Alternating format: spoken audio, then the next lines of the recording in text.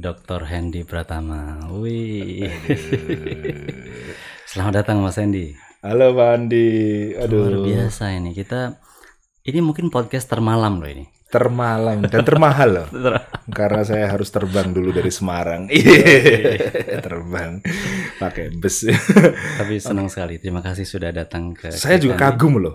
Sama Bapak juga sama bumpernya. Sempat ya bikin bumper, bikin studio. Aduh, saya merasa sangat jahili ya.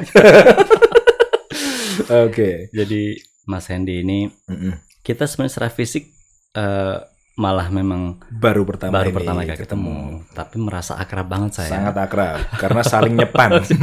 Saling nyepam di WhatsApp, saling nyepam di TikTok, dan saling nyepam di Instagram. Jadi kolaborasi kita pertama itu yang bikin boom gitu, bikin gempar, bikin orang nggak terima ketika bukan saya sih, bukan saya, Bapak yang sangat menyakiti hati orang. Saya kan tanya waktu itu kita kolaborasi kan ya.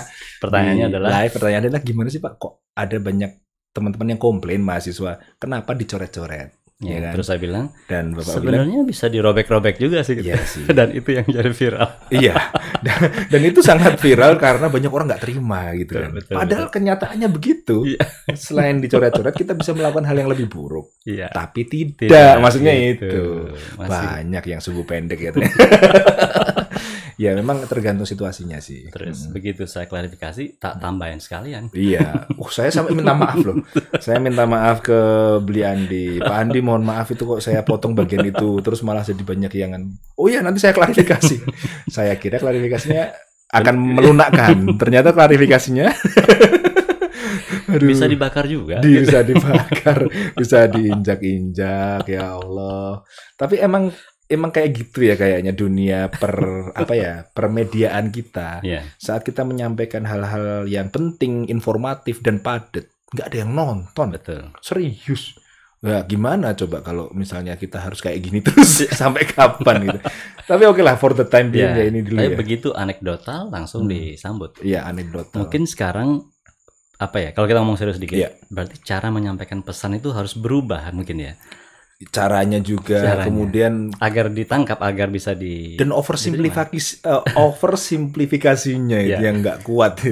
Kadang saya pengen menyampaikan sesuatu yang detail gitu ya, nggak FYP, nggak viral, nggak ada yang nonton. Ketika di-cut di bagian parahnya aja viral. Gimana? Jadi makasih banget sih. Ya mungkin berkat di-boomingkan oleh Pak Andi, saya jadi bisa mengikuti jejak lah ya. Kemudian akhirnya bisa masuk ke TikTok, masuk ke Instagram, dan ya saya datang ke sini untuk mengucapkan terima kasih gitu. Untuk mengucapkan terima kasih gitu. Buat teman-teman yang nonton, saya kira sebagian besar sih sudah tahu siapa. Asistennya Bapak udah tahu belum? Tadi udah tahu katanya. Udah pernah nonton katanya. Tapi bagi yang mungkin 1-2 yang belum tahu, beliau itu Pak Dr. Hendy Pratama, dosen di UNES, Universitas Negeri Semarang, yang sering keliru sama UNESA. Oh iya. Sering keliru sama UNS, sering keliru sama USM, yang kemudian saya menyalahkan para leluhur kita. Kenapa nggak bikin nama yang tapi nggak berani? Iya nggak apa-apa. Kenapa sih nggak dinamain yang benar? Universitas Negeri Semarang kan UNS ya udah bener ya. Oke. Ya saya dosen Pak di sana di UNES yang sering keliru UNESA. Dan sekarang adalah wakil rektor. Kebetulan. Kerjasama, betul. Iya, dulunya wakil dekan, terus jadi wakil rektor, dan pernah jadi IO loh, sama kayak Pak Andi. Yang rapatnya malam-malam kayak gini karena di sono masih pagi. Iya. Dan ini mungkin salah satu wakil rektor termuda ya. Atau kalau di UNES jelas termuda sekarang ini, betul nggak? Yang periode ini. Atau dalam sejarah di PTN mungkin ya. Karena kalau di swasta kami udah banyak teman juga wakil rektor yang berusia muda. Jadi kan belum 40 kan ini kan? Belum, saya 36 masuk 37 lah, nggak apa-apa. Open nggak apa-apa. Sekarang susah nanya, kita ngumpetin umur, tapi nip kita di mana-mana. Ya sudah, ya sama saja, tidak bisa menipu. Jadi saya tuh ditanyain di luar waktu ini intermezzo dikit. Iya. Begitu saya bilang ID, terus ditanya apa ini ID-mu? Kombinasi tanggal lahir. Kok bisa katanya? Kok bisa ya? Karena kalau di luar itu tanggal lahir itu satu yang sangat rahasia, private, dan biasanya menjadi password untuk bank. akun Bang Gita. Ya Allah. Dan ini dipamerkan begitu rupa. Dan belum ada rencana diganti ya? Belum. Ya, masih. Yang protes tentu saja saya pikir pasti sudah ada. Pasti. Tapi ketika itu diciptakan, gimana kira-kira Gini. kejadian? Kok nggak kita praktekkan ya. Saya Menpan RB, Bapak staf ahli. Oke. Tapi ketika waktu itu loh kita nggak tahu siapa, bukan yang sekarang loh ya. Halo, Andi. Ya. Kita ini nipnya terlalu mirip-mirip itu, terlalu pendek. Coba bikin, ada ide nggak? Langsung, oh Pak. Apa? Tanggal lahir aja Pak. Oh iya, setiap orang kan tanggal lahirnya kan beda-beda. Terus kalau ada yang sama? Ya kita tinggal tambahin belakangnya aja. Cerdas. Nah itu kejadiannya. Luar biasa ya. Dan kita tidak nelpon kemana lagi atau tidak nanya ke security atau itu kan ada badan sandi negara juga kayak seandainya ada staf paling bawahnya di maaf ini autokritik, kita kan orang pemerintah boleh lah autokritik bahwa nantinya bapak-bapak tolong yang pencipta NIP kasih dong mungkin bisa aja ya misalnya tanggal lahir masukin ke konverter atau pengacak sandi keluar angka lain enkriptor gitu ya meni ya nanti Bapak Menpan RB kalau butuh bantuan kita saya dan Pak Andi siap ada project ini mengubah iya loh satu itu rahasia perbankan bisa kan kedua yang udah mulai ke umur tuir-tuir itu kita jadi nggak bisa bersembunyi. Betul. Padahal beberapa orang menganggap kita baby face. Itu yang kedua yang lebih masalah. Nah itu dia jadi nggak bisa gimana-gimana gitu kan kita. Tapi menurut saya masalah muda atau enggak itu sekarang di dunia modern ya kayaknya lebih penting merit based lah ya, artinya pengalaman, kompetensi dan saya lebih sering jarang mau lah dibilang karena mudanya enggak, karena kompetensi kalau bisa sih ya kalau ada yang terlanjur ngelihat itunya nggak apa-apa. Gitu. Tapi artinya kan Jenengan berarti menjadi wakil rektor dulu di usia ketika 2020 itu ya berarti di usia 35. Wow, 35 ya. Fantastik. Artinya begini Mas, Jenengan bagus saya tidak ragukan. Tapi bahwa orang bagus bisa ada di posisi itu tentu tidak mudah gitu. Iya. Kalau diminta menceritakan itu secara singkatnya itu kenapa kok bisa ada di posisi itu di usia seperti itu? Iya. Gimana perjalanannya? Saya kira gini ya. Kalau kita menginginkan sesuatu, saya termasuk orang yang cukup eksplisit. Entah cerita sama orang terdekat atau orang-orang lain atau bahkan kepada buku. Kan orang-orang punya proposal itu. Buat organisasi. Iya. Terus buat kampus, buat apa, buat perusahaan. Kalau saya punya proposal buat diri saya sendiri. Right. And I'm very explicit to that. What do I want, when, how. Jadi sejak zaman CPNS dulu, saya itu udah cita-cita gitu jadi pejabat. Syaratnya apa? Ada dong itu namanya lektor kepala dan sebagainya. Nah, di situ ternyata apa sih lektor kepala? It's nothing more than credit system. Number if you add up you'll be there gitu. Ternyata loh. Terus saya denger juga gimana caranya jadi profesor. It's just another credit system. And in my mind kayak orang-orang mengatakan jadi profesor susah ya. Oke, nggak apa-apa untuk sebuah retorika boleh. Menurut saya sama aja poin. Intinya kita kayak ngumpulin voucher gitu loh. Jadi menurut saya rahasianya adalah ketika we want something ya kita eksplisitkan, kemudian cari cara menuju situ. Nah, yang kedua adalah kesadaran akan politik kantor atau politik apapun di dunia ini. Sehingga ketika kita mengatakan saya nggak mau berpolitik sama sekali, ya itu udah the end of your career.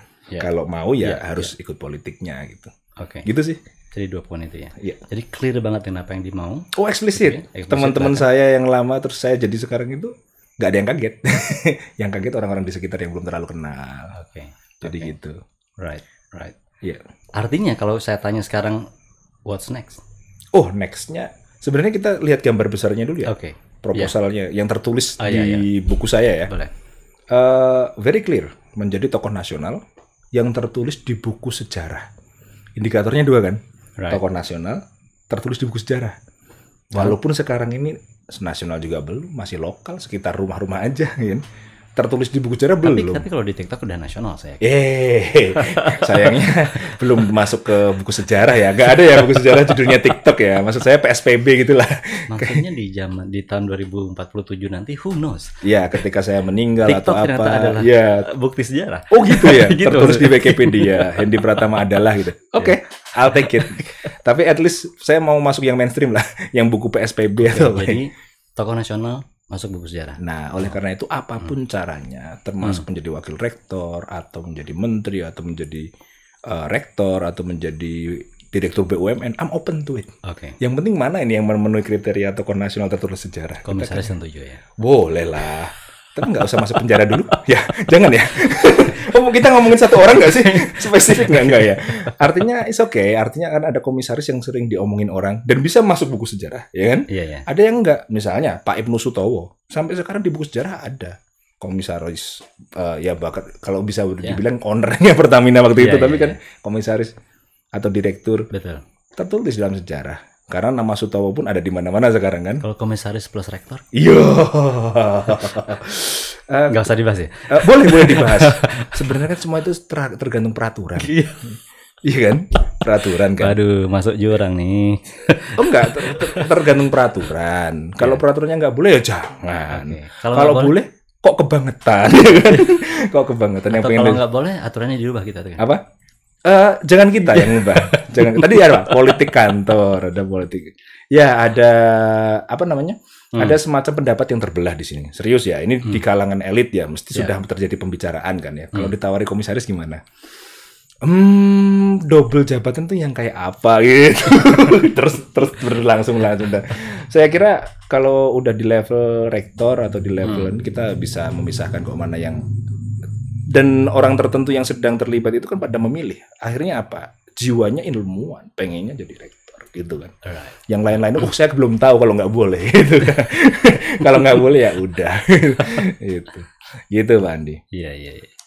Balik ke ini, kita kan ketemunya di sosial media. Iya, sosial media. Di Indonesia ini tidak banyak dosen yang aktif di sosial media, menggunakan betul sosial media untuk kepentingan. Maksud Pak Andi yang gabut. Itu berlaku kita berdua loh. Jangan hanya melihatnya kan, jangan ke saya dong. Bapak kenapa bangun-bangun ini juga? Uang Bapak kan bisa untuk penelitian. Kenapa bikin-bikin ini, ya kan? Atau untuk fakir miskin sebenarnya. Untuk fakir ini kan fakir miskin, Pak. kita fakir miskin, fakir alat itu, fakir instrumen nih. Ini alat penelitian ya, penelitian sosial ya. Oke. Tidak banyak terus. Why? Ya ini mah susah. Saya ngomong sama suhunya. Dan pertama kali saya masuk ke dalam dunia ini, saya kan sempat merasa bersalah. Saya telepon Pak Andi pagi-pagi kan. Pak, apa alasan kita masuk sini? And then you explain gitu. Pak Andi menerangkan, di media sosial tuh dosen-dosen pada nggak masuk ke sana. Padahal mahasiswa kita masuk di sana nyari informasi di sana. We have to fill the gap. Ya udah saya ikut aja sama suhunya. Kalau masalah pertiktokan kan ada gurunya di sini. I'm just following the way gitu. Tapi saya juga masuk ke dalam sebuah pemahaman yang lebih praktis. Oke. Yaitu exposure. Right. Ternyata ketika ini konsisten ya dengan apa yang disampaikan tadi ya, eksplisit ya. Eksplisit sekali exposure kan. Right, mau jadi tokoh lewat apa ya? Adanya TikTok ya sudah, Instagram oke. YouTube kalau bisa jadi YouTuber kayak beliau. Belum berhasil saya. Tolong ya, klik subscribe ya. Ada linknya ya. Ada linknya ke saya ya Pak ya. Dan masih konsisten dan menurut saya hal baik itu tidak akan menjadi baik kalau tidak ada yang dengar. Apa maknanya kalau ada kalimat yang sangat indah tapi tidak tersebar? Apa maknanya sutasoma kalau nggak ada yang baca gitu? Intinya bahwa kita memang audiens ya penting. Dan di sini menimbulkan exposure ya. Kemarin saya ngobrol dengan Pak Dirjen Wikan. Weh, mantap. Kalimat beliau itu, reputasi adalah prestasi dikalikan komunikasi. Wah, mirip begini nih ya. Mantap. Kalau sesuatu yang bagus tidak dikomunikasikan, itu pengali dia bilang. Jadi kalau itu nggak ada 0, berarti dikali 0 sama dengan 0 gitu. Oh my god. Bukan penambah loh. Bukan penambah, pengali ya. Pengali. Jadi untung nggak pembagi ya. Kalau dibagi 0 nanti Siri aja bingung. Iya sih, masuk akal sih. Iya, jadi saya pikir betul lah gitu ya. Saya juga somehow tuh sangat setuju. Tapi ngomongin Pak Wikan ya, saya kira dia termasuk orang yang clear juga itu tujuan hidupnya. Dia nggak ada rasa-rasa sungkan untuk membuat film, membuat apa. Jadi I think he's my favorite gitu. You are my favorite. Kalau beliau itu entertainmentnya also my favorite. Jadi kenapa ya kita mengidolakan orang-orang UGM ya? Jangan-jangan terkooptasi gitu. Hei, tolonglah UNES aja. Yang nggak keterima di UGM pindah UNES ya. Iya, biasanya gitu emang. Yang nggak keterima. Tapi kan ini boleh sedikit agak serius nih. Kan jenengan yakin kan UNES itu lebih baik dari UGM kan, kemarin kayaknya membahas. Lebih tinggi sebenarnya. Lebih tinggi karena kami itu ada sekitar 800 DPL ya. Jadi di atas permukaan kali. Tapi nanti diukur ya, ahli geografi tolong diukur. Artinya kami merasa memang tanjakannya cukup kan kalau di UGM masih itu. Cuman di hal-hal tertentu kita dulu saya di Humas. Saya temennya Mbak Iva Humas dulu ya. Sekarang udah jadi wakil dekan. Betul. Mbak Iva itu ibaratnya sibuk mencari bahan yang sangat banyak, dicari yang mana nih yang bagus, gitu kan. Kalau saya nggak bisa gitu, karena prestasi kami itu hanya di bidang-bidang tertentu, akan saya cari di mana yang UGM nggak punya, ya kan? Gitu. Ada dulu masa-masa di mana UGM nggak ikut Green Metric. Yes. Di atas UGM. Iya, karena nggak ada. Terus UGM ikut. Aduh, cari lagi apa nih, gitu kan. Jadi kayak gitu. Apa yang ingin kita tonjolkan kan tidak harus hal-hal yang secara mainstream diakui gitu. Saya dengan Pak Andi jauh dong keilmuannya. Baru ilmunya sangat hard science, kata-kata orang hard science. Saya kan soft science gitu. Bahasa apa tuh gitu. Tapi kan kita bisa nyari sesuatu yang ya mungkin kita bisa lebih jual lah. Yaitu digital marketing di situlah sekarang. Betul. Sebelum ini jenengan kan lah PR-nya. Apa istilahnya? Ya, Humasnya. Ya. Wow. PR. Ya. Artinya itu ilmunya banget tuh kalau lihat dari segi background. Bedanya gini, dulu kan saya sebagai humas itu sangat terbatas harus mempromosikan kampus aja. Oke. Mempromosikan diri sendiri itu ada rasa bersalah. Saya nggak berani gitu maksudnya terlalu tampil terlalu apa gitu karena jangan sampai person lebih maju. Ya karena kan misalnya kita punya bahan, punya skrip. Iya. Punya skenario, masa dibuat diri sendiri untuk UNES-nya lah, gitu kan. Untuk apa? Misalnya pilihan gini, ada lulusan UNES yang berhasil, padahal dia sehari-hari kerjanya pemulung. It's a great thing untuk headline untuk UNES. Padahal bagi saya sendiri bisa aja seorang dosen ikut membantu seorang pemulung lulus gitu kan. Nah itu kan bisa, tapi kan nggak bisa. Kita harus untuk kampus. Nah sekarang karena saya bukan humas, serasanya ilmunya boleh dong dipakai sendiri, plus untuk UNES juga karena banyak juga yang mengatakan tahu UNES dari kita gitu maksudnya. Sangat mungkin itu. Sangat memungkinkan. Dalam hal ini kan misalnya seperti yang kita bilang dulu, anak muda itu nongkrongnya kan di sosial media. Iya, ya kan? Betul. Di pintu masuk ke sebuah institusi adalah orang yang ada di sosial media itu. Jangan-jangan bisa gitu. Ada yang kan bilang gini, saya pengen masuk ke UNES karena pengen ketemu Pak Hendy. That's ridiculous. Tapi ya oke lah. Iya. Sayangnya Bapak kerja di institusi besar sih. It would be very like compliment gitu. Pak Andi langsung orang pengen masuk UGM kan. Itu orang tuanya akan kecewa sekali Pak Andi. Iya, kamu masuk mana ITB apa UGM? Saya UGM kenapa ada Pak Andi di sana? Siapa itu? Maaf. Kenapa kamu tidak milih yang lebih besar dalam hidup? Iya. Padahal dia udah maksudnya bagus, pengen jadi presiden kayak Pak Jokowi gitu kan. Jadi menteri kayak Pak Pratik gitu. Lah ini kok pengen ketemu Pak Andi? Sebentar, saya googling dulu gitu.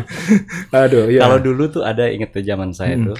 Orang mau pengen tinggal di Jogja karena Ceylon Seven, nah itu masuk akal lah ya. That's it. Tapi I think this is how micro world itu terbentuk ya, dunia-dunia mikro ya. Setuju. Saya ada di lingkungan di mana yang kadang orang nggak tahu saya sama sekali. Sama sekali. Kemudian ada di komunitas yang ketemu, minta tanda tangan, minta foto. Datang dari kampung bawa oleh-oleh dari ibunya. Ada juga di beberapa tempat mengadakan acara-acara kecil. Kayak fans club. That's ridiculous. Kembali lagi ke dunia nyata. Nggak ada yang kenal lagi. Nah, micro world ya, micro world atau mungkin apa ya, semacam bubble. Bubble ya, bubble.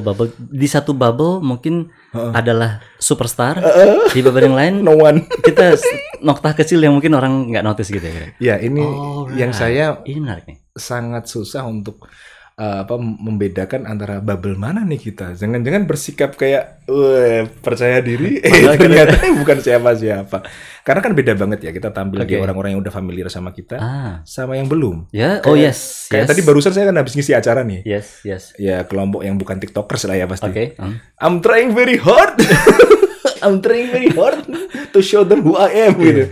And kenapa saya dipanggil di situ? Karena humas mereka anak muda. Mereka tahu saya dari TikTok. Terus ketika ditampilkan di bos-bosnya, siapa ini gitu. Kemudian kayak setengah jam pertama itu building trust dulu kan. That's how. Itu sangat menarik loh itu. Mas Hendy. Misalnya hal yang sederhana misalnya. Dulu ada orang bilang gini. Mas Anies Baswedan, lepas apapun posisi politik sekarang ini sekarang. Dulu ya. Ada orang bilang gini ke saya. Mas Anies Baswedan tuh keren banget.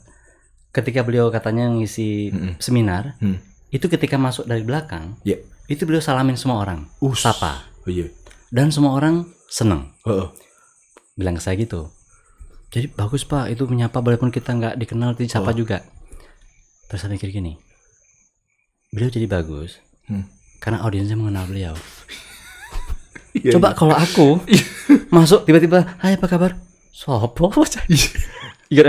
And vice versa Pak Andi. Ketika Pak Andi masuk di orang-orang yang kenal Pak Andi dan mau diperlakukan as such, ternyata Bapak fail to do that, dibenci juga. Persis. Sombong. Exactly. Baru segitu aja sombong. Kita kan nggak bisa menebak-nebak di ruangan mana kita berada. Persis. Nah, itu tadi yang nyambung dengan tadi itu, kita ada di bubble mana ini? Iya kan? Dan apa ekspektasi bubble itu, masa ketika bubble itu terhadap kita? Itu. Kegagalan itu bikin kekecewaan. Entah gagal karena kita sok-sok menyapa, kalau orang nggak kenal, atau kita nggak menyapa karena orang berharap kita menyapa. Gitu kira-kira ya. Something yang nggak pernah terjadi sebelumnya ya. Sesuatu yang tiba-tiba terjadi sekarang. Tapi mungkin Pak Andi kan udah lama ya kayak gitu. Saya baru-baru ini aja mengalami itu kayak dianggap sombong karena nggak nengok ada atau apa. Ternyata di tempat lain saya mencoba untuk menyalam-nyalami, mereka nggak tahu siapa saya. Nanti kita perbaiki lah gimana caranya. That's nice. Betul. Ini menurut saya tuh di siapapun lah itu kan terjadi kan, di siapapun di profesinya kan gitu ya. Oke. Sekarang saya mau balik sedikit ke sosial media. Kan ada perbedaan pasti kan merasa. Ini kan belum lama banget lah di sosial media ya. Belum banget.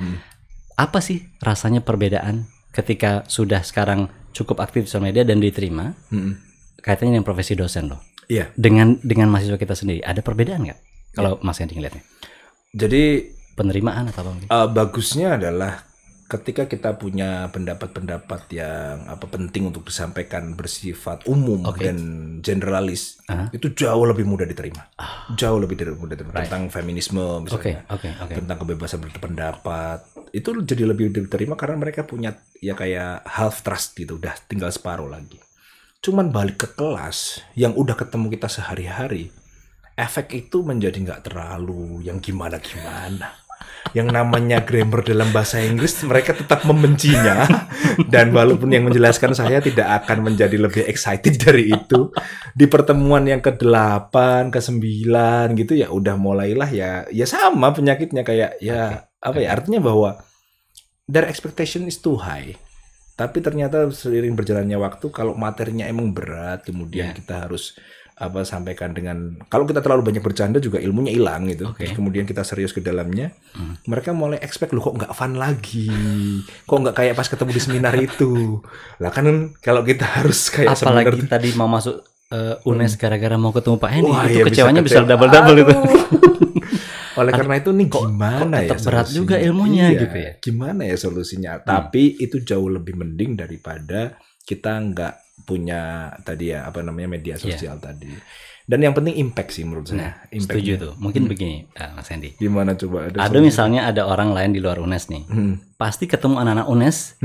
Anak ini mungkin UGM atau ITB atau UI akan bilang gini, kamu kenal Pak Hendy nggak? Pasti gitu. Percakapan kira gitu ya. Ada. Terus kayaknya. Oh iya. Aduh enak banget ya punya dosen kayak beliau itu. Boleh nggak itu diimpor ke tempat saya? Terus kira-kira muridnya kan gini, PN kono. Atau kalau yang di kelas bisa aja kayak gitu. Itu terjadi pada saya soalnya. Tapi in general enggak sih, in general. Terus tapi kan Bapak dari UGM ya. Kalau saya kelas gitu ya. Kalau dari saya sih kalau misalnya coba dong Pak Hendy pindah ke sini. Bentar, yang nawari siapa nih? Bapak pindah ke sini terus dia nyebut nama Univ X. Oh enggak usah. Oh oke. Nego dulu. Saya ini take home pay-nya segini. Karena hal ini lumrah ya kalau di Australia. Yes. Di luar negeri biasa ya orang pindah-pindah. Di tempat kita kayaknya ngomong kayak gini aja pengkhianatan tuh. Enggak lah sebenarnya ya, tapi ya kayak gitu. Jadi anggapan orang luar emang sangat-sangat itu besar harapannya di dalam. Ya kan Pak Hendy biasa nongkrong sama saya di situ orang biasa. Nah itu. Atau juga ya namanya dosen tuh pasti menyebalkan. Artinya ada unsur menyebalkan yang maksudnya ngasih tugas. Ada. Ketika tidak ngumpul tugas terus dimarahin. Dimarahin, betul. Ketika nilainya T nggak gitu-gitu kan. Iya. Itu pasti akan ada orang yang tidak suka dan segala macam. Ya I'm preaching a lot about humanism gitu. I'm preaching and preaching. Kenyataannya sehari-hari kalau di momen yang nggak tepat kemudian ada orang tiba-tiba minta nilai di jam 2 pagi ya. Terus baru keingetan, oh ya saya di TikTok ngomongin ya, bisa delete. Iya sih, gitu Pak Andi kira-kira pengalamannya jadi dosen yang di, ya. Tapi semuanya sudah dialami Pak Andi ya. Nah, kebetulan saya di lingkungan yang lebih lebih kecil, lebih itu fenomena sih. Satu tadi menarik sekali apa yang tadi Mas Andi bilang, misalnya pendapat kita lebih mudah diterima atau didengar at least ya. Iya, itu saya setuju banget. Dulu saya mendapat Bapak ngomong unklas itu kalau yang ngomong dosen geografi lain tuh bosen itu. Bapak ngomong unklas sudah berapa ya 60 kali ya. Saya sampai apa loh ini? Gimana sih ilmu ini saya nggak butuh tapi kenapa saya jadi apal sampai saya bisa menjangka-jangka dari luar wilayah. Ya. Saking seringnya itu dipaksakan di FYP saya, tapi ya oke, silakan terjadi gimana. Itu loh tadi bisa didengar dan dipaksakan untuk didengar gitu. Saya dulu pernah mendengar itu dari Gede Prama, entah tahu entah tidak. Beliau seorang penulis. Beliau itu kan sebenarnya dianggap ya penulis, ya CEO, ya orang bijaksana lah. Terus ditanya waktu itu, Pak, apa sih maknanya keterkenalan itu? Ditanya ke beliau loh. Sebagai orang yang bijaksana segala macam. Ada yang nanya gitu. Iya, wartawan segala macam. That is a quite brave question. Apa sih makna keterkenalan? Dan persis jawaban seperti Pak Hendy tadi. Terkenal itu kata beliau, itu membuat pendapat kita lebih mudah diterima. Udah itu aja katanya. Oh my God. Makanya tadi saya relate. Artinya kualitas pendapat kita mungkin bisa sama. Tapi begitu level keterkenalannya berbeda, penerimaannya ternyata berbeda. Wow. Kalau begitu relativity of truth itu bener ya. Sungguh. Berarti kita harus berusaha nih menjadi lebih terkenal. Tapi ada efek sampingnya juga. Ketika suatu hari kita punya pendapat yang nggak terlalu yakin, tapi udah ditodong di depan kamera atau di depan audiens, terus kita sangat yakin, terus pulang kita googling ternyata salah, malu. Contohnya saya pernah loh, Pak Andi. Saya yakin bahwa jari kita itu ada ototnya karena bisa gerak. Terus ada orang bilang itu nggak ada ototnya Pak. Masa saya berdebat di depan umum gitu. Terus saya googling, enggak, ternyata itu ada suatu substansi yang bukan otot yang ditarik dari telapak. Jadi ototnya berhenti di sini. Malu. Terus kemudian yang nggak suka kan bilang dosen bahasa Inggris ngomong itu, dan juga ternyata nggak berpengetahuan. Jangan-jangan bagian dari elit global. Gitu kan. Oke. Aduh. Oh my God, ini menyenangkan sekali nih. Ini podcast paling fun menurut saya nih so far. Aduh. Kita ada nyinggung siapa lagi ya? Tadi jangan-jangan Menpan RB denger gitu kan. Apa itu sudah saya pikirkan loh itu ya gitu kan. Nah, ini. Gitu Pak Andi, makasih banget ini. Sama-sama, bisa sharing, bisa itu. Mungkin ini belum terakhir ini. Santai. Masih santai kan, kita masih sampai pagi kan? Kayaknya asisten Bapak ya udah ngantuk-ngantuk ya. Ngopi bro. Kalau perlu pakai minuman stamina ya. Saya punya yang kayak gitu juga. Jadi terinspirasi dari Pak Andi juga. Kalau nggak punya asisten ini nggak kelihatan keren ini. Kemana-mana sudah ke asisten. At least kalau ada yang kontak kita bilang coba kontak asisten saya.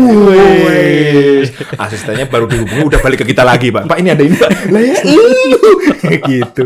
Aduh. Gimana Pak Andi tadi? Ngomong soal asisten kan saya minta Asti istri saya tuh jadi yang nerima berapa kontak lah. Iya. Lucu ini. Kan dia nerima di istri saya. Istrinya manajer sekarang berarti. Kira-kira gitu.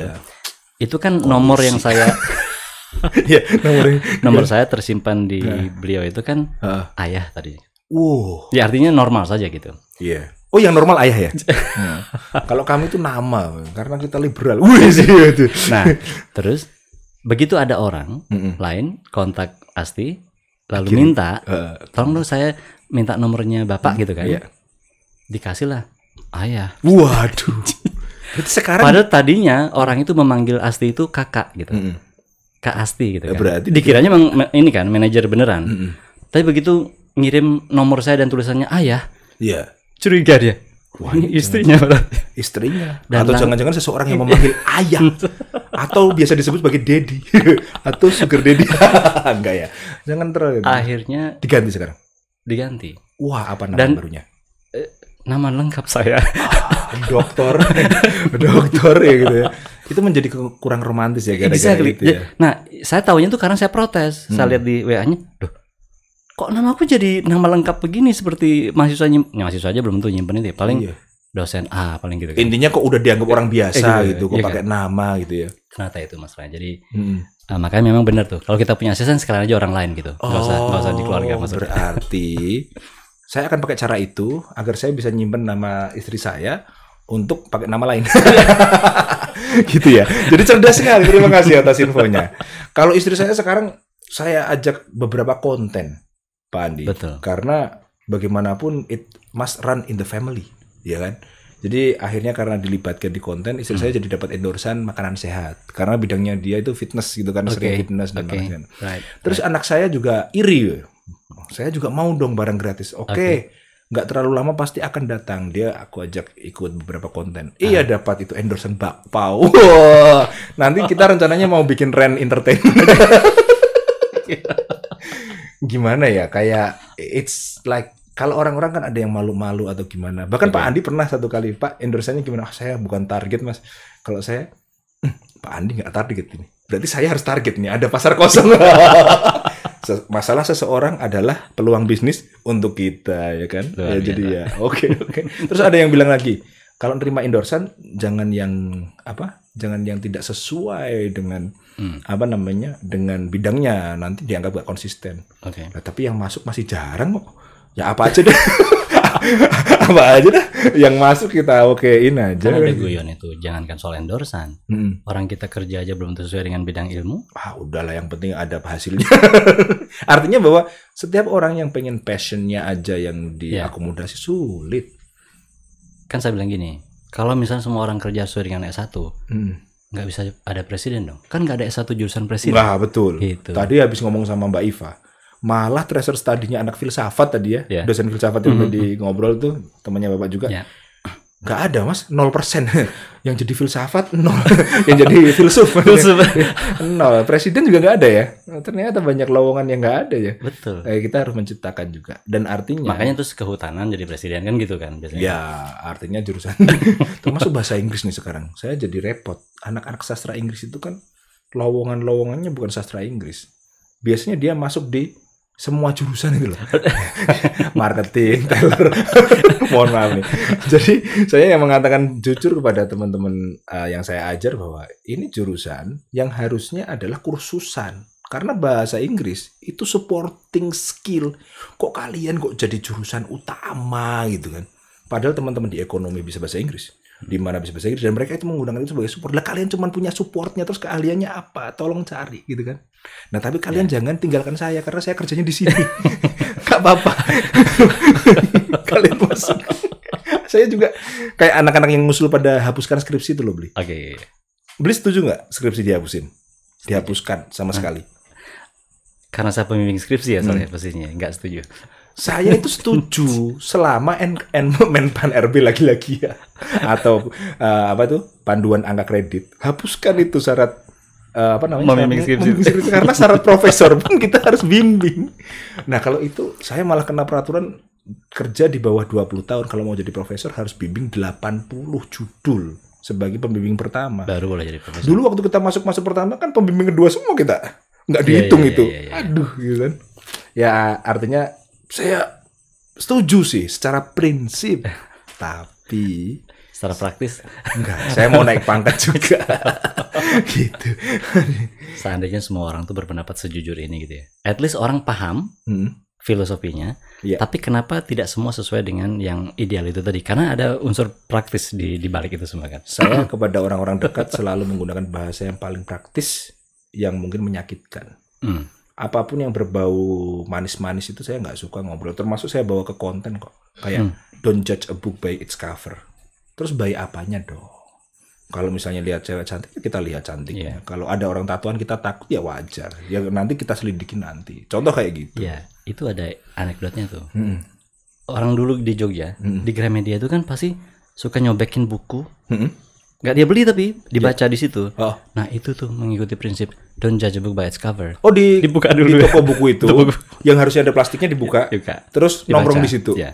Kalau satpamnya pergi pindah. Nah itu tadi berarti ngikutin itu kan? Iya, don't judge a book by its cover. Dibuka dulu sama dia. Coba diaplikasikan ke cari istri ya, cari istri kayak gitu. Itu literal kayak gitu. Literal yang kayak gitu, kayak aduh saya tuh nggak penting terkenal, yang penting ini apa, kalau bisa terkenal ya terkenal, kalau nggak bisa ya udah, tapi nggak usah mengatakan itu. Misalnya ada juga fasilitas dari orang tua kok dipakai, loh kalau ada ya saya pakai, nyatanya nggak ada, tapi kalau ada tidak akan saya sia-siakan. Jadi kayak hal-hal seperti itu saya nggak bisa gitu nerima sugar coating gitu ya. Saya setuju sekali dengan apa yang jenengan bilang tentang perhatian. Cari perhatian, ingat? Ya, bikin konten perhatian. Itu diulas lagi dong, kalau saya suka itu. Jadi kan orang bilang, ngapain sih cari perhatian? Hey, katanya. Iya. Kamu hidup tuh dari perhatian. That's what you said. That's right? Kan banyak nih mahasiswa-mahasiswa atau lulusan ini yang masih suka dicie-cie, tanya-tanya ke dosen, caper gitu. Cie bawain tas, perhatian, cari perhatian. Dan itu ketika orang udah biasa cari perhatian kemudian nggak jadi cari perhatian, itu kerugian dia. It's their loss. Karena ternyata bisnis marketing, bisnis iklan yang jutaan dolar, bisnis Hollywood yang harus memasarkan film melawan ribuan, itu semuanya bisnis perhatian. TikTok, YouTube yang sekarang kita bikin ini, kita berebut perhatian. Lah lu udah dapat perhatian malah dilepasin sendiri. Dan jangan salah, yang ngecie-ciein lu itu nanti ngambil perhatian lu. Sering banget kayak gitu ya kan. Cie-cie tanya-tanya, habis itu orang temennya nggak tanya, dia yang tanya. Iya. Sama kayak kita juga dosen-dosen. Cie-cie jadi wakil rektor, cie jadi kepala international office. Ketika kita lepaskan jabatan kita, terus dia tiba-tiba daftar. Ternyata dia ngecie-ciein kita karena dia butuh kita untuk menyingkir gitu. So perhatian is commodity. Attention is commodity, itu ada bukunya malah. Attention is commodity, dan itu yang diperebutkan di televisi, di YouTube dan well, if you have it, you have to grow it. Jangan tapi untuk orang-orang yang kerja di bidang kita ya, yang artinya memang dunia media, berinteraksi dengan orang, perhatian itu. Emang ada pekerjaan lain yang nggak butuh perhatian? Misal bandar narkoba ya kali ya. Maksudnya barangnya laku tapi jangan perhatiannya ke kita dong, ke yang lain. At least dia ingin diperhatikan oleh para calon pemakai udah tahu. I think it will stay 99% true ya, insya Allah. Correct. Dan termasuk akhirnya saya lanjutkan kan. Kalau mau dapat perhatian ya harus belajar cara menjilat. Itu saya lanjutkan itu. Jadi menjilat dosen itu pun ada tekniknya, jangan terlalu basah, menjijikkan. Terlalu kering, nggak kerasa. That's kind of joke that I like, because it's truth. Gitu. Kenapa? Kan itu kan kata siapa yang dari Indian Canadian itu? Russell Peters. Iya. Boy, sama nih. Sama, tontonannya dia kan bilang, kenapa orang ketawa? Karena benar katanya. Iya. Iya kan? Rasis pun boleh, asal akurat. Kata dia gitu. Tapi karena dia brown kan, dia boleh menghina putih, boleh menghina hitam. Dia ada di kategori yang sulit. Kalau kita ini sulit nih. Oh kok kita? Saya beda loh. Saya tuh mayoritas. Jawa, Islam ya kan. Bapak masih tidak Islam dan bukan orang Jawa. Double minority. Kalau cewek semakin triple minority kan. Dan masih untung saya nggak Chinese ya. Waduh. It's reality, dan saya suka ngomongin itu. Bahkan kemarin Imlek bikin konten, bagaimana rasanya jadi minoritas. Saya bawain teman saya yang Cina, saya tanya-tanya gitu. Kenapa? I think this world already clouded with too many politeness. Right. kebanyakan polite, kebanyakan political correctness, sampai kita nggak ngerti truth itu kayak apa gitu. Jadi ya we need a little bit of honesty or brutal honesty. Tapi sama yang deket-deket aja sih. Tapi ada satu yang menurut saya itu, kenapa orang joke tentang itu, kenapa orang sesantai itu, karena dia sebenarnya tidak punya masalah dengan itu. Betul nggak? Jangan tidak punya masalah dengan agama, dengan ras, dengan segala macam. Seperti saya tadi kan sangat spontan gitu, karena Mas Hendy tahu banget kira-kira pandangan saya terhadap agama dan ras. Di sini aja ada tempat wudhu, ya kan? Bisa gitu kan. Justru ketika saya minta tadi untuk jangan lupa loh, kalau ada tempat wudhu sama toilet, jangan lupa kotak amal buat kebersihan nih.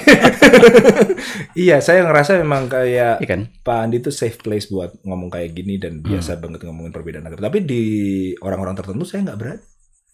Ngomong soal pacaran aja tiba-tiba ada yang nyeletuk haram gitu. Padahal lagi ditanya dosen sama mahasiswa boleh nggak pacaran, kan saya jawab boleh. Kenapa saya bilang boleh? Orang berapa sih dosen yang nikah sama mahasiswinya? Mohon maaf nih, banyak. Tiba-tiba pacaran kan haram. Waduh, akhirnya saya kan gimana mengikuti guru saya kan, kalau ada masalah yang lagi panas kita panasin lagi. Akhirnya panas tuh. Wah, ya tapi alhamdulillahnya, alhamdulillahnya. Banyak juga yang masih membela logika di atas emosi. Jadi, teman-teman masih ada yang, ya bener dong dosennya bukan dosen di IAIN kan, yang ngomongin soal pacaran ini biasa aja, nggak usah pakai haram atau enggak gitu kan. Ya itulah. Intinya truth itu penting ya, tapi bagi orang yang mau menerima. Kalau iya, Bapak minoritas kan? Saya. And I say it, minoritas gitu. Jumlahnya aja berapa persen? 1% ada Hindu. Aku malah nggak tahu. Nah iya, nggak ada 1-2% kan. Yang itu pun Hindu yang cukup berbeda dengan yang ada di India mungkin ya. Berarti the minority of minority gitu. Kalau pindah ke India tidak tiba-tiba menjadi mayoritas kan? No, menjadi aneh ya. Oke. Ya ini I really appreciate it, kayak insight ini yang bahkan saya nggak menyadari tadi kayak kalau orang bisa nerima joke kalau dia nggak ada masalah itu. Tapi ketika dia punya masalah itu sangat sensi. Oke. Tapi susah ya mensensus audiens kita sebelum kita menyampaikan sesuatu. Iya betul Bang. Dan poin terakhir, you're a stand-up comedian. Tell me about that. Waduh, gini ya Pak Andi ya. Saya itu ikut komunitas stand up comedy Kota Semarang sejak tahun 2015. Itu bagian dari stand up comedy Indonesia, stand up Indo. Nah kemudian di setiap daerah diwajibin mengadakan kegiatan. Nah saya ikut yang daerah aja. Di situ I kept my hope high. Ya pengen lah kayak Pak Ivan Karta gitu, atau siapa lah gitu ya, Babe Cabita atau lolos. At that time itu kayak gitu. I tried many times latihan tiap minggu, kalau pas nggak itu terus nggak open mic istilahnya. Open mic setiap minggu di klub, dikata-katain sama anggota lain yang udah lucu, saya belum lucu, dan anggota lain itu adalah mahasiswa saya sendiri. Dan mereka meluapkan kekesalan mereka ke saya di situ, ngata-ngatain bebas. Kemudian saya belum pernah show karena masih kurang bahan. Ikut suci audisi 2 kali, gagal. Artinya yang di offline maupun online. Waktu itu offline sebelum PPKM di Surabaya. Terus yang PPKM juga ikut lagi, gagal lagi. Yang roadshow ya? Belum sampai ke TV ya? Iya, yang saya rasakan adalah it's very different field. Ketika tampil sebagai stand up comedian yang 1 menit kita harus lucunya 4 kali, setiap 15 menit 1. Laugh per minute. Sedangkan kita ngisi seminar aja 10 menit ada guyonan 1 aja, mereka yang Bapak lucu sekali gitu. And then I realize saya ikut stand up comedy Kota Semarang itu berguna bagi hidup saya, but not to be a stand up comedian, but for my life. Ternyata akhir-akhir ini saya temukan, bisa jadi content creator. Mungkin punchline saya yang nggak meledak di panggung, di TikTok cukup lah. Dan akhirnya what I learned is that kadang-kadang passion atau hobi bisa mendukung karir kita. Not necessarily passion itu yang jadi karir kita. Ya udah, saya terima di situ. Nggak tahu gimana nantinya, apa suatu saat akan jadi stand up comedian beneran atau enggak. Until nowadays saya nggak berani bikin show stand up comedian. Kalau mau show monolog boleh, Kalau misalnya seminar yang saya sendiri diselingi yang lucu-lucu. Untuk menyebut stand up comedy show sampai sekarang belum. Belum. Kalau diminta jadi opener sekali waktu tentu tidak mau. Udah pernah itu kalau tidak masalah. Mohon maaf. It's okay. Dan sebagai opener juga bebannya berat kan. Cuman kalau kita lucu bisa ngangkat yang selanjutnya, kalau nggak lucu bisa jadi bahan bulan-bulanan yang, jadi sebenarnya mereka nggak keberatan sih. Kayak yang kita opening itu mereka mau gitu. Jadi saya dulu ingat ketika Ernest Prakasa membuka, Raditya Dika membuka Ernest Prakasa. Nice. Itu kan kebalik seperti itu. Ya. Tapi itulah Raditya yang saya kenal, dia adalah seorang yang sangat mengayomi teman-temannya. Ernest bikin show, dia membuka. Bayangin. Dan Raditya Dika memilih untuk did not steal the stage at all. Wow. Itu keputusan bijaksana menurut saya. Sekarang susah itu. Karena apa? Ada anak datang ke nikahan temennya aja, dia lebih sparkling, glowing, shimmering loh. Dari mantannya. Jogetnya lebih gila. Tapi saya makasih sama Pak Andi yang udah mengantarkan saya ke sini juga. Artinya konten-konten saya sama Pak Andi kan menjadikan saya dibaptis. Itu dalam istilahnya dibaptis untuk beberapa hal tertentu. Misalnya nanti saya nulis buku tentang beasiswa. Ada kata pengantar dari Pak Andi. Boleh? Oh, sangat boleh. Maksudnya saya todong di sini. Boleh loh ya. Karena akhirnya buku saya jadi lebih diapresiasi. Padahal mungkin isinya tidak sebagus yang punya Pak Andi, tapi saya kan pernah punya pengalaman dan di TikTok juga begitu. Kolaborasi saya dengan Bapak jadi saya dibaptis gitu. Nah, suatu saat mungkin saya akan membaptis orang gitu kan. Muslim boleh dibaptis. Bukan. Ini dalam bahasa teman saya sih kayak saya kan pernah tanya itu, kamu nulis buku nggak terkenal kok kemarin meledak kenapa? Ada yang baptis, ada kata pengantar, ada yang jadi co-writernya dia gitu dan tadi yang kayak di Raditya Dika bahwa Ernest jadi naik. Ernest sekarang juga membaptis banyak orang untuk ikut dia. Oh, dia sangat ini. Iya, dan kewajiban saya nanti membawa orang ya. Aduh, saya sih tidak merasa. Tapi nanti kita collab tuh, ini kayaknya naik nih gara-gara beliau ini.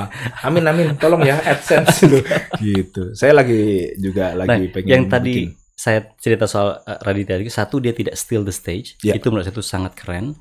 Dia cuma tampil sebentar, lalu udah tidak melucu bahkan, membuka doang. Lalu Ernest ketika membuka, hidup gua udah kelar nih, gua udah bisa ngomong sekarang. Itu si Radit, opener gua.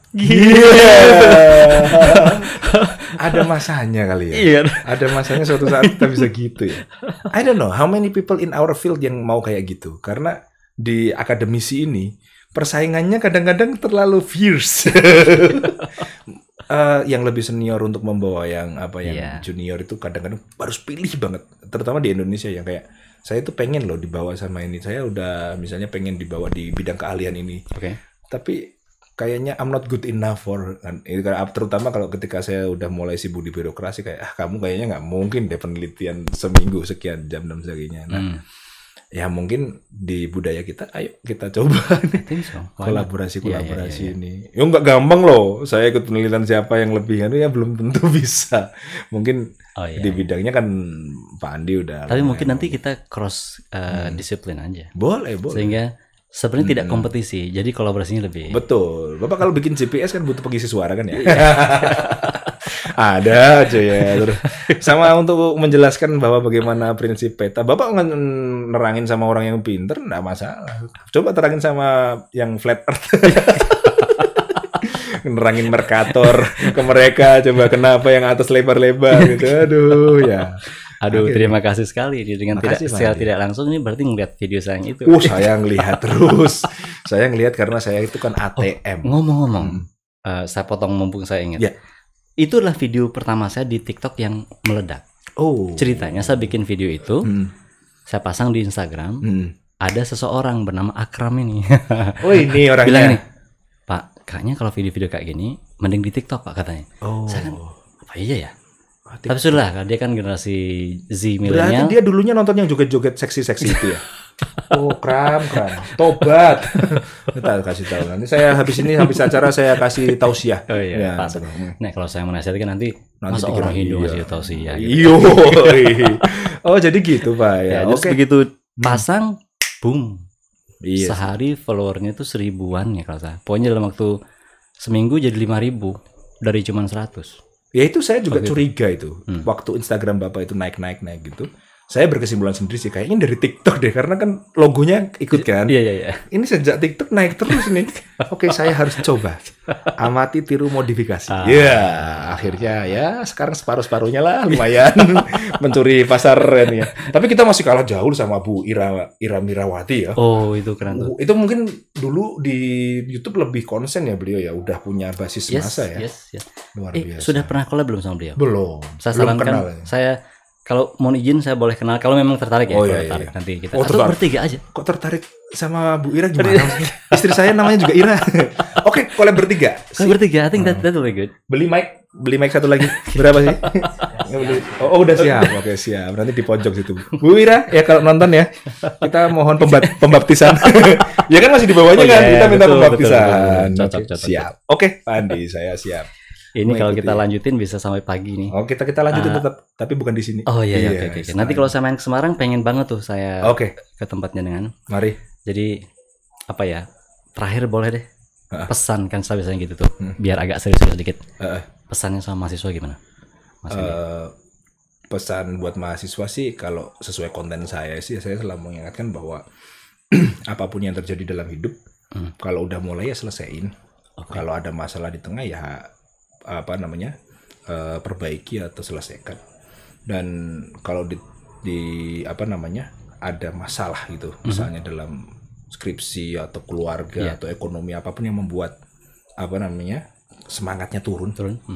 Jangan lupa nonton konten saya ya sama Pak Andi. Itu penting.